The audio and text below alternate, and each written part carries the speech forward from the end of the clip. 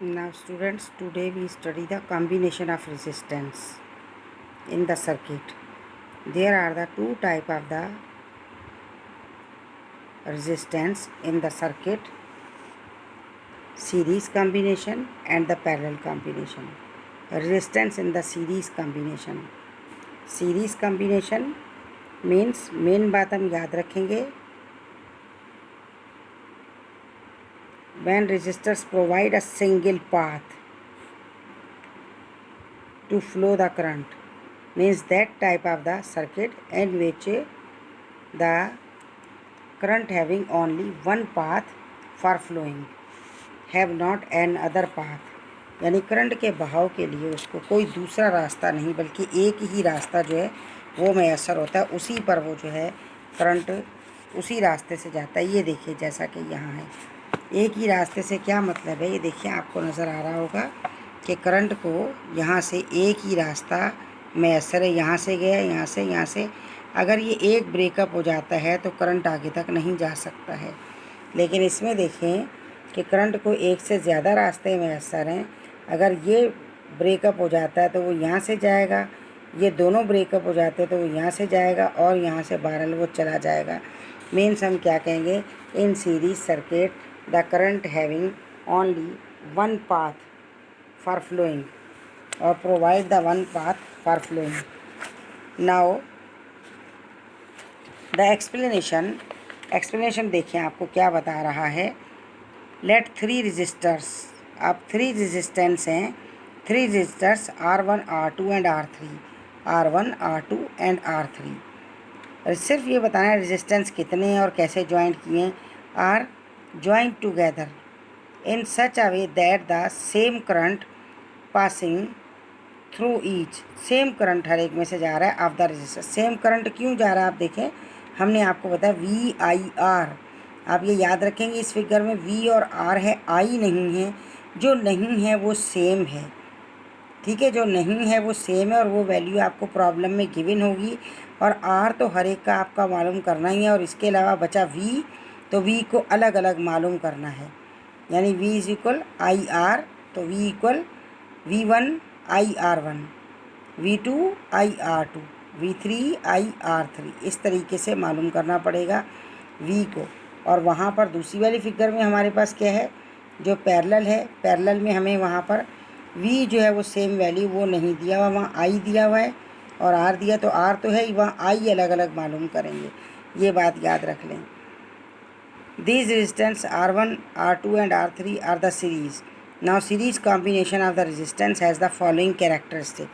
अब सीरीज़ के following characteristic क्या होंगे, बस यही होगा। देखिए ये बात याद रखनी है कि हर रेजिस्टेंस का अपना अपना करंट है, हर एक का अपना अपना वोल्टेज है, ठीक है। और इसके अलावा कौन सी चीज़ इसमें नहीं है, हमने लिखा आई नहीं है, तो बैटरी से इसे आई करंट मिल रहा है जो हर एक को बराबर मिल रहा है। इन्हीं चीज़ों को बताना है, इन्हीं को इक्वेशन बनाना है और जिसे अलग अलग मालूम करना है, एक इसको अलग अलग मालूम करना है, फिर इकट्ठा भी करना है। V is equal V1 plus V2 plus V3, यहाँ क्या R is equal R1 R2 plus R3, ये हमें करना है इकट्ठा इसमें। देखिए अब यहाँ पर आपको क्या बता रखा है कैरेक्टर्स में। Number 1, only one path is available for the flow current.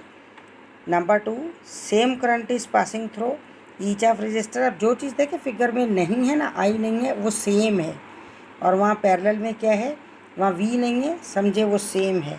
तो इन्होंने बताया कि सेम मीन्स क्या, I1 equal I2 equal I3, जो नहीं है उस सब बराबर होंगे। वहाँ पर क्या होगा, वहाँ पर V बराबर होगा, ये बात याद रखनी है आपने। इसके बाद है potential difference is equal to the sum of the potential differences across the resistors. यानी क्या है, पोटेंशियल डिफरेंस जो किसी एक का है वो क्या है, सबको जब प्लस किया जाएगा, पहले का, दूसरे का, तीसरे का, उन सब का सम टोटल के बराबर होगा। ये इन्हें बाद में देना चाहिए था, पहले ये देना चाहिए था कि V1 V2 एंड V3 ये मालूम कर लिया सेपरेटली।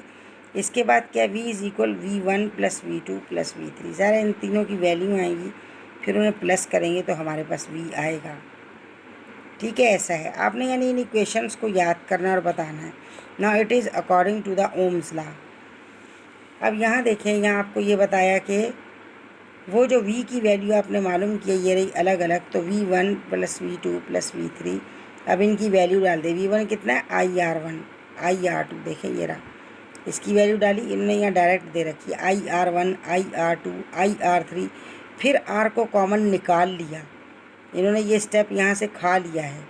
तो आप ये स्टेप यहाँ दिखाएंगे, सब में आई लगाएंगे, उसके बाद अगले स्टेप में आई बाहर आ गया, ये आर बच गया है। इस आर में से उन्होंने क्या किया कि टोटल आर बराबर क्या है r1 plus r2 plus r3। ये इस तरीके से है आपके पास सीरीज़ कॉम्बिनेशन का है। इसके बाद पैरेलल कॉम्बिनेशन का आएगा, और आपके लिए बहुत इम्पॉर्टेंट है ये कॉम्बिनेशंस को याद करना, इसे आप याद रखिएगा। यहाँ पर उन्होंने आपको ये बताया if the combination are more than, क्या हो जाएगा r1 r2 r3 and so on rn हो जाएगा। ये तमाम इसकी कॉम्बिनेशंस हैं, ये इन्हें याद करना है, फिगर को याद रखना है। मेन बात ये ज़रूर याद रखनी है कि इसमें आई नहीं है। हमने आपको बताया था कि आप नाम से याद कर लें कि सीरीज़ में क्या है, समझे कि आई नहीं है तो वहाँ पर आप शक्ल, हमने कहा था कि याद करो, एक चीज़ पहचान रख लें। देखिए आप ये याद रख लें, जैसे देखिए वी बना हुआ है ना, वी, इसमें वी सेम है, ये रहा वी सेम है, तो बाकी दूसरे में आई है। आर तो दोनों में होगा ही होगा अपना अपना, आर पैरेलल का और सीरीज़ का दोनों का होगा। तो इस तरीके से आप याद कर लें, इसको याद करना बहुत ज़रूरी है, थ्योरी में भी आपके लिए इम्पॉर्टेंट है और ये प्रॉब्लम में भी इम्पॉर्टेंट है, इसे याद करके रखिएगा।